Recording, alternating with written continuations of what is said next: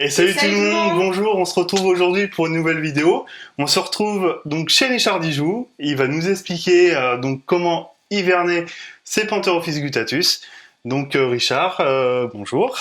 Bonjour, merci d'avoir pris le temps de venir me voir. Ah bah écoute, c'est avec plaisir. Aujourd'hui, c'est un grand jour. Tout à fait, ça va être le moment de... Exactement, je suis très attaché aux saisonnalités. Moi, j'élève des serpents depuis une vingtaine d'années, sans compter les années d'avant où j'en avais juste comme ça pour le plaisir. Mais de toute façon, l'élevage, c'est aussi du plaisir.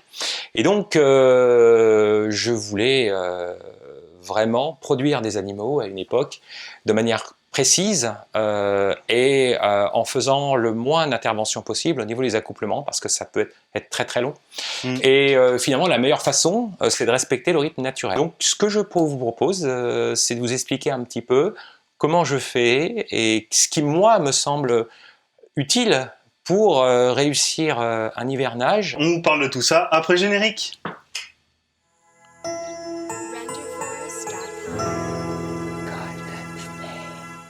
Donc bah voilà, Richard va nous montrer un petit peu tout ça, hein, on va voir comment tu procèdes et expliquer aux plus novices d'entre nous comment on fait. Alors déjà, première chose, la différence entre hivernage et hibernation. J'entends souvent des personnes, et moi je faisais aussi la même erreur si on veut, ouais, petite erreur. Une hibernation, c'est lorsqu'un animal va réellement rentrer en vie ralentie pendant toute la période hivernale. La marmotte hiberne, l'ours brun hiberne. Moi j'aimerais hiberner, mais malheureusement c'est pas possible. Il y a beaucoup de gens qui aimeraient hiberner en hiver, donc en fait, on dort d'une certaine manière. Alors c'est peut-être un petit peu une image un petit peu rapide, mais on a une vie qui est ralentie. Le rythme cardiaque peut même se ralentir, et surtout on ne sort pas, on ne boit pas, on hiberne. Un hivernage, c'est pas pareil. Il y a une nuance près, c'est que l'animal va passer par des périodes où il va être très calme, où il va effectivement être en mode endormissement, mais l'activité physiologique va continuer. Et les hivers ne sont pas, on n'est pas pendant 4 mois à 0 degré ou moins 10 degrés. Il y a des journées où il fait bon, des journées où il va faire doux. Et les animaux qui hivernent, qu'on parle de repos hivernal, sont capables de sortir, prendre les rayons du soleil, aller boire dans une flaque d'eau. Et c'est le propre d'une grande majorité des reptiles de l'hémisphère nord. Donc, je ne parle pas d'hibernation quand je parle de mes serpents des blés et assimilés. Je parle, et on devrait parler, d'hivernage pour faire la différence et de bien se rendre compte que l'animal est actif. Et ça, c'est très important parce que dans la préparation de l'hivernage et dans le suivi de l'hivernage, eh bien, on se rend compte que les animaux font de l'urine, des crottes, en principe très peu, puisqu'on les a préparées avant, je vous expliquerai tout à l'heure, mais que les animaux muent, on peut avoir une mue ou deux pendant l'hivernage, et il n'est pas impossible que dans des douces journées de février, on ait chez nous, en Europe, en France, on puisse observer des couleuvres ou des vipères qui vont à un moment donné se dire « Oh, j'en ai marre d'être dans ce terrier, j'aimerais bien bouger un petit peu, prendre un peu de soleil ». Donc c'est tout ce qui est intéressant, moi je trouve ça génial, parce que finalement on met des animaux au repos, mais ils ne se reposent pas vraiment. Et si on mettait une caméra on pourrait le faire, hein, ce serait marrant, sur une installation d'hivernage, eh bien on verrait que les animaux bougent, sont actifs, et finalement c'est pas la baisse de température qui directement joue sur leur activité. C'est le fait que, forcément ça joue, mais on peut avoir les animaux qui sont maintenus quand ils sont très fraîches et qui sont actifs. Ils ne seront pas actifs sur le plan physiologique par rapport à la digestion, à la recherche de nourriture ou d'un partenaire sexuel, ça ce sera plus tard. Et par contre, ils sont actifs dans les faits. Un serpent qui est à 15 degrés, en tout cas je parle de serpent des blés assimilé, va avoir visuellement la même capacité de ramper que s'il était à 25 degrés. Donc voilà, l'hivernage, c'est la petite subtilité qu'il est, je pense, bon de rappeler. Donc ce que je vais faire maintenant, tout à l'heure, je vais vous montrer deux spécimens, un qui est prêt à l'hivernage, l'autre qui n'est pas prêt, pour pouvoir comparer. Et juste pour finir, par rapport à l'hivernage, Pourquoi est-ce qu'on hiverne les serpents? C'est essentiellement pour garantir l'optimisation de la reproduction. En ce sens, les femelles produisent des ovules et à l'ovulation, elles émettent des phéromones qui attirent les mâles. C'est la raison principale pour laquelle on va faire sa période de repos hivernal, parce que c'est un rythme naturel. Lorsque le repos hivernal a eu lieu et qu'on a une élévation de la température et de la luminosité, du rythme solaire, alors la nature est bien faite. Au printemps, les oiseaux chantent, les fleurs, tout ça, mais finalement, tout s'active. Voilà, et c'est d'une part la remontée de température, et d'autre part la luminosité, qui est très déterminante sur le cycle de production d'ovules des femelles. Et un animal, une couleuvre des blés que l'on ne va pas hiverner, on pourra avoir des reproductions, on peut avoir même de très bons résultats. Par contre, ils ne seront pas prévisibles, c'est-à-dire qu'on va être amené à accoupler du mois de février jusqu'au mois de juin, si ça se trouve, plusieurs accouplements, donc c'est quand même beaucoup de temps mobilisé, alors que lorsque des femelles sont cyclées, eh bien, on a une mue qui est pré-ovulatoire, qui est souvent la première, mais souvent même la deuxième mue après la sortie d'hivernage. Des fois, on a des surprises. Ça m'arrivait de sortir des femelles d'hivernage qui étaient en pleine ovulation. Voilà, elles n'ont pas mangé, tant pis, on met un mâle dessus et ça fonctionne. Mais c'est pas l'idéal quand même. Et donc, ça permet effectivement de caler effectivement la période pendant laquelle elle va ovuler. C'est beaucoup plus visible. Et on fait 1, 2, 3 accouplements. Merci, au revoir, emballé, c'est pesé. Voilà. Donc ce que je te propose maintenant, c'est de... Voilà, je vais vous montrer 2 exemples, finalement. Là, la première, c'est une hybride, une femelle adulte qui a 3 ans. Voilà, donc qui va sur ses 3 ans. C'est un serpent des blés nu, Pantherophis gutatus croisé avec Pantherophis emori. Donc Pantherophis, plus simplement Pantherophis sp, c'est plus rapide. Okay. Donc là, on a une demoiselle qui est magnifique, qui est très belle. C'est une très jolie forme dite naturelle. Enfin, apparemment, il n'y a pas grand-chose de naturel dans ce qu'elle est, mais c'est une mutation. Mais on va dire que la coloration originelle est une coloration, une forme naturelle. Là, on a un animal qui pèse dans les 400 grammes, qui mesure à peu près 1m10, 1m15, et qui va sur ses 3 ans. Donc, en termes de préparation à l'hivernage, elle est dans des conditions optimales. C'est une demoiselle que j'ai copieusement nourrie à partir du mois de juillet. Habituellement, mes couleuvres des blés et assimilées ont une souris de 25 grammes par semaine.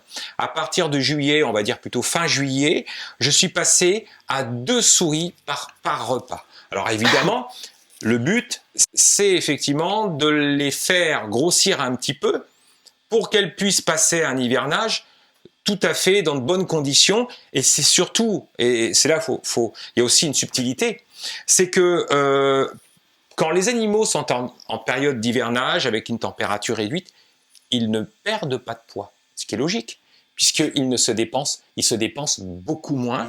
Je ne dis pas qu'ils ne se dépensent pas, tout à l'heure on a parlé d'hivernage par rapport à l'hibernation, mais ils se dépensent beaucoup moins. Donc la perte de poids est moins importante. Pourquoi je les nourris bien? C'est surtout au printemps. Au printemps, lorsqu'on va les réveiller, entre guillemets, lorsqu'on va les remettre à température ambiante, elles vont retrouver un rythme biologique, physiologique normal, donc on va refaire un nourrissage. Si elles ne sont pas épaisses à ce moment-là, qu'est-ce qui va se passer? Soit la nature décide de pas les faire ovuler immédiatement, c'est pas une garantie, même en ayant fait un hivernage, même si ça participe à ce que ça se passe, on peut avoir des ovulations qui sont tardives, mais disons que ce serait dommage qu'une demoiselle fasse une ovulation alors qu'elle est un petit peu maigrichonne. Parce que là, on aurait, si on veut accoupler, bien sûr, on aurait des accouplements et une production d'œufs sur une femelle qui, à un moment donné, va s'arrêter de manger parce que les œufs auront pris la place à la place du système digestif, ou en tout cas, l'auront réduit, en tout cas, pas à la place, mais auront pris la place, et donc elle ne va plus s'alimenter. Donc on va avoir des femelles qui vont pondre, mais qui vont être vraiment, vraiment affaiblies. Donc c'est vraiment... Pour moi, la préparation de nourrissage avant l'hivernage, c'est vraiment plus pour le printemps que pour l'hiver. Et là, on a une femelle, voilà, qui est prête, qui est bien dodue, qui est pas grasse non plus, parce que les animaux gras reproduisent moins bien. Et c'est son premier hivernage. Voilà, donc c'est une grande première pour elle. Après, je suis pas inquiet parce que j'ai jamais eu de soucis avec l'hivernage des animaux. Et puis la petite pièce que je vous montrerai tout à l'heure, il y fait pas non plus super froid. Je vous expliquerai ça tout à l'heure. Donc voilà une femelle qui est prête. J'ai 13 individus à hiverner. Voilà, qui sont prêts à être hivernés, un petit peu de mâles, un peu plus de femelles. Voilà pour cette demoiselle. Et donc, j'ai une autre demoiselle. Donc là, serpent des blés hybride. Et là, j'ai serpent des blés pur. Enfin, on me dira, ça ne change pas grand-chose par rapport au sujet de l'hivernage. Donc là, nous avons une demoiselle plus âgée, qui a un plus petit gabarit, qui est adulte, qui doit avoir quelque chose comme 7-8 ans, si c'est pas plus. Et elle, voilà, je prends l'exemple, elle va très bien, mais c'est une demoiselle qui ne digère pas toujours super bien ses proies. C'est-à-dire que dès elle mange la souris d'une vingtaine de grammes. Dès qu'on passe sur la souris un peu plus grosse, elle fait des petites régurgites partielles. Elle a déjà eu des traitements par rapport à un conseil vétérinaire et finalement rien. Donc c'est structurel. Donc elle, j'ai décidé de ne pas l'hiverner parce que premièrement, je compte sur cet hiver pour continuer à la nourrir de manière très régulière pour qu'elle soit bien. Là, ça lui manque pas grand-chose, mais je ne voudrais pas faire hiverner un animal comme ça. Non pas qu'elle ne supporterait pas son hivernage, simplement au printemps, eh bien, elle aura perdu un petit peu quand même. Quand tout à l'heure je disais que les animaux perdent pas, ils perdent très peu. Et donc sur un animal comme ça, d'un petit gabarit, je préfère ne pas prendre le risque.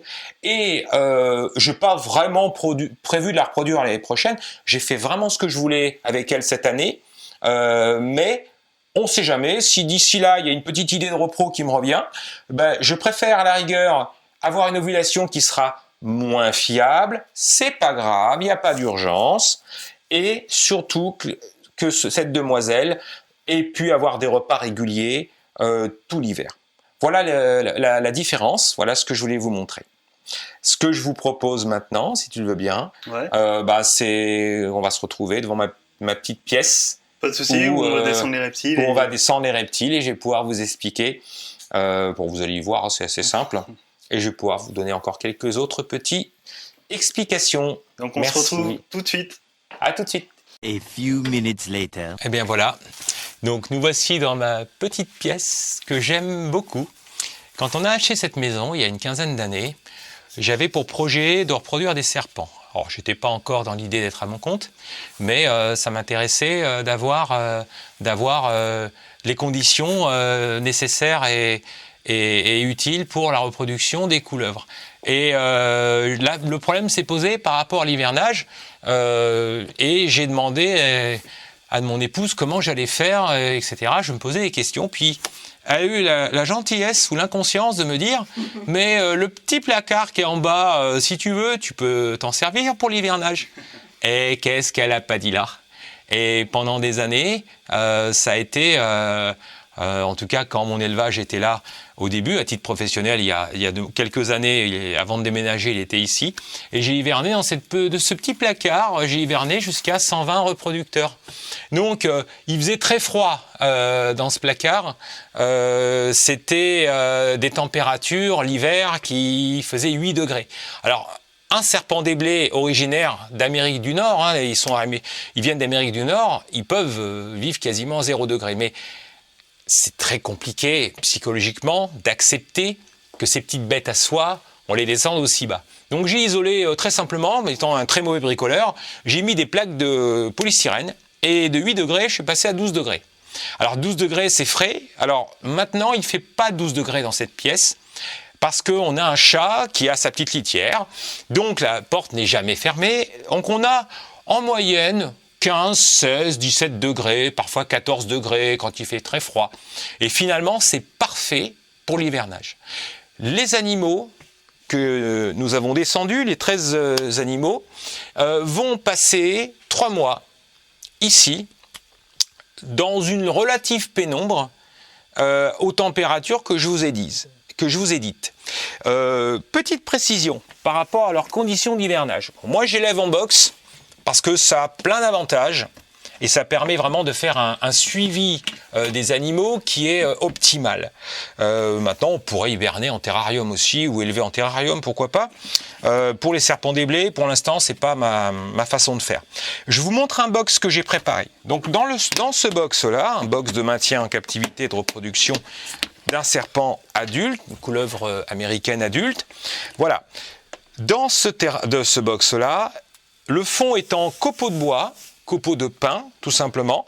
J'en mets une assez bonne épaisseur. Alors là, bon, j'ai peut-être pas pris meilleur exemple, parce que c'est, comme par hasard, c'est celle dans laquelle il y en a un petit peu moins. Bon, peu importe. Pourquoi je prends une bonne épaisseur? Pour que l'animal soit à l'aise, puisse effectivement se cacher à l'intérieur comme il le désire. Ce qui est important, et moi je le mets en pratique toute l'année, hein, pas que pour l'hivernage, c'est d'avoir un maximum de points d'eau. Donc, les serpents des blés n'étant pas des couleuvres à mœurs aquatiques, on peut se contenter d'avoir des petits points d'eau. Mais l'avantage, c'est que au nombre de 4, s'il y en a un qui se salit, l'animal ne mourra pas de déshydratation ou n'aura pas de faiblesse liée à ceci, ou en toute logique ne s'intoxiquera pas avec de l'eau sale. Donc ça, c'est une règle que je me suis mis en place depuis très longtemps. Dans le maintien en captivité en box, on peut parfois passer à côté d'un bassin qui est sale ou vide qu'on n'a pas vu. Il y a 4 petits bacs d'eau, les petites écuelles effectivement à oiseaux à l'origine, sont très pratiques et pour laquelle il est très facile de vérifier le niveau et l'état sanitaire de l'eau qui se trouve à l'intérieur. Voilà, donc là, une jolie demoiselle Ultramel Scales qui va faire aussi son premier hivernage. Donc, mes animaux sont installés comme ceci, les étiquettes sont toutes là. Si j'ai un contrôle, je peux très bien être contrôlé par ma DDPP ou autre, et je dois être capable de présenter tous mes animaux, y compris ceux qui sont en hivernage. Là, on a toutes les références des animaux, les étiquettes qui sont au même endroit. Un contrôle, c'est toujours plus ou moins stressant. Moins on a à bouger de choses et chercher de choses, mieux c'est. Donc, tous les étiquettes sont de ce côté-là. Je vais mettre cette demoiselle. Alors, j'ai pas de bol. Il y a 13 boîtes. La 13e n'entre pas là-haut. Donc, celle-ci hibernera au sol. Alors, quand j'ai dit au sol, attention. Bon, le sol, c'est un sol qui est nu avec quelques carreaux. Donc, il y a quand même de la fraîcheur. Il faut faire attention, on peut avoir des hivers très rudes. Donc moi, il y a toujours une planche, toujours un bloqueur thermique, je ne sais pas comment on appelle ça, quelque chose qui va éviter que le froid, parce que le froid arrive surtout par le sol. Donc il y a toujours une planche, quelque chose qui fait que les boîtes, la première boîte du bas n'est jamais directement en contact avec le sol. Donc je remets le couvercle. Alors ma petite demoiselle, elle est un petit peu curieuse de voir ce qui se passe parce que forcément on change d'environnement. Donc voilà, étiquette ou en tout cas référence de ce côté-là. Donc là c'est voilà l'étape principale. Qu'est-ce qui va se passer maintenant? Quand je parlais de température, effectivement, je vais parler des 14, 15, 16, 17 degrés, très bien. Une autre chose qui est importante, à mes yeux, lors de l'hivernage, c'est la relative pénombre. Alors, c'est pas un noir complet, parce qu'il a fort à penser qu'en la nature, les animaux ne sont pas dans une pénombre complète, ou en tout cas, ils ont le choix. Moi, je vais tout simplement utiliser une vieille nappe, tout simplement. Ces nappes, quand j'étais à mon compte il y a quelques années, j'avais des nappes pour le stand. Je les ai gardées et je vais tout simplement, alors, comme je peux, parce que c'est toujours un peu galère, draper tout simplement l'installation. Alors évidemment, je vais réajuster tout ça. Parce que là, je vous montre pour la vidéo. Évidemment, après, je ferai quelques petites vérifications. Je crois même que j'en ai une deuxième. Donc pour celle-là, la deuxième sera utile. Pour l'instant, c'est juste pour vous montrer en fait, essentiellement. Là, les animaux vont être protégés d'éventuelles perturbations liées à la présence humaine, parce que c'est une pièce où quand même on est amené à intervenir, le chat vient. Alors, je vous rassure, je ne fais pas une généralité, mon chat n'en a rien à faire des serpents. Je mets en garde quand même les personnes qui ont les animaux de compagnie. Si vous avez des animaux qui sont un peu curieux, qui veulent jouer avec des boîtes de serpents, évidemment qu'il ne faudra pas trouver exactement le même système que moi. Je ne vais pas abandonner mon chat parce que j'ai les serpents, et j'abandonne pas mes serpents parce que j'ai un chat. Bon, il se trouve que le tout est calé, il y a une grosse...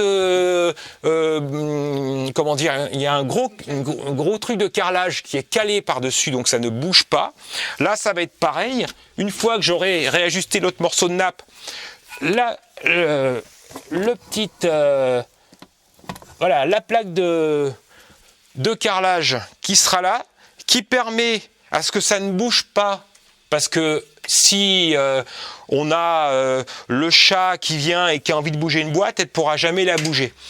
D'autre part, ça évite les évasions. Il ne faut pas oublier que le risque d'évasion, il est très important lorsqu'on change d'environnement un animal, pour deux raisons essentiellement.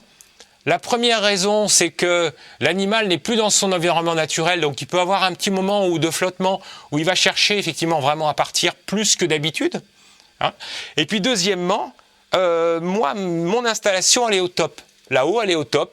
C'est des étagères en bois qui sont au millimètre près, donc ça rentre pile poil. Là, on n'a plus d'étagères. Donc si je cale pas les dessus des boîtes, des dernières...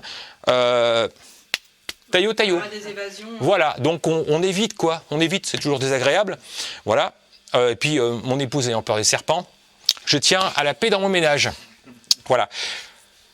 Une petite chose. Moi, je vous ai parlé d'un hivernage, entre guillemets, dans les règles. Il faut savoir qu'il n'y a pas de règles précises. Je vous explique juste ce que je suis en train de faire. Des personnes me sollicitent de temps en temps pour me demander conseil par rapport à un hivernage, mais sans baisse de température. Ou en tout cas, pas des baisses comme moi je pourrais le faire. Alors, on peut le faire. On peut hiverner les animaux à température ambiante, hein, des couleuvres des blés. On parle toujours, je parle pas de ce que je connais pas, voilà. Donc je parle vraiment de couleuvres des blés, de couleuvres nord-américaines. Simplement, il faut pas oublier que plus la température est haute, plus ils vont consommer de l'énergie. Donc on peut faire une période, trouver une pièce comparable ou un endroit calme avec les mêmes dispositions que ce que j'ai mis là, sauf qu'au lieu de faire 14 degrés, il fera 20 degrés. Par contre, on hivernera moins longtemps. Au lieu d'hiverner 3 mois, moi aujourd'hui, on est le 29 septembre, si je ne me trompe, ils vont hiverner jusqu'au 29 décembre ou au 25 décembre ou 10 janvier. Ça dépendra un petit peu de ma disponibilité à ce moment-là et de ce que je jugerai utile. Mais si on hiverne à température ambiante, eh ben, au lieu d'hiverner 3 mois, on va hiverner 5 semaines, 6 semaines. Hein, pour éviter toujours que les animaux puisent dans leur énergie, ce qui leur serait préjudiciable pour la reproduction. Voilà. Il me semble vous avoir dit l'essentiel. J'ai peut-être oublié certaines choses, mais vraisemblablement, je pense vous avoir dit l'essentiel. Et j'espère que la petite vidéo que nous avons fait ensemble sera utile au plus grand nombre pour pouvoir effectivement hiverner et pas hiberner les serpents des blés dans les meilleures conditions. Donc voilà, bah écoutez, on arrive à la fin de cette vidéo. Donc Richard, merci beaucoup de nous avoir accueillis, de nous avoir expliqué un petit peu tout ça. C'était un plaisir, il y a tellement de choses à dire sur ces petites bêtes. Moi j'ai essayé d'être assez concis, ce qui n'est pas forcément quelque chose que j'arrive à faire assez facilement, parce que je parle beaucoup mais je me répète énormément. Voilà, ça fait partie aussi de ma personnalité. Mais je me soigne.